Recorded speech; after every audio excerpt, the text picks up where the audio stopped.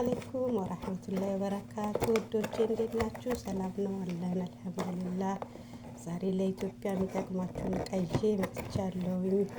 ሳትይዙ እንዳትሄዱ።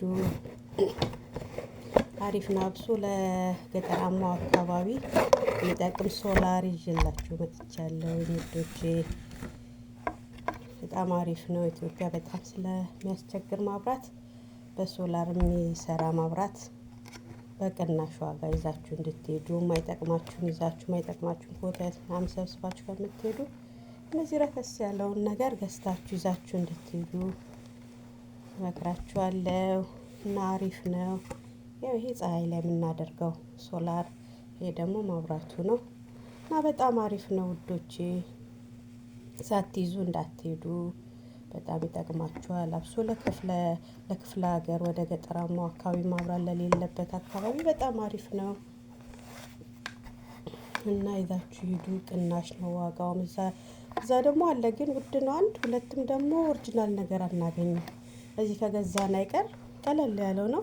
በሻንጣችን ይዘነው የምንሄደውን ገዝተን በሻንጣችን ላይ አድርገን ከልብሳችን ጋር ይዘን ብንሄድ አሪፍ ነው። በጣም አሪፍ ነው። ሀይሉ ራሱ ማሻአላህ በጣም ጥሩ ነው እና ሞክሩት። ይሄ ብረቱ ነው፣ ማሰሪያው ነው። ከጀርባው እንደዚህ ቆምጻ ማለት ፀሀይ ላይ ወጥቶ ከጀርባ እንደዚህ እንትን ነው።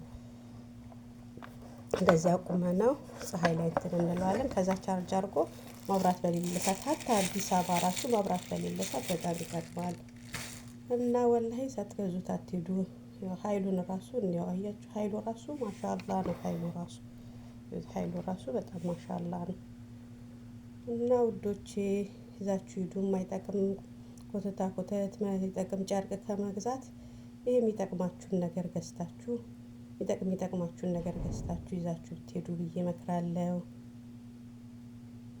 እና ይሄን ይመስላል። መልካም ምሽት። ቻው።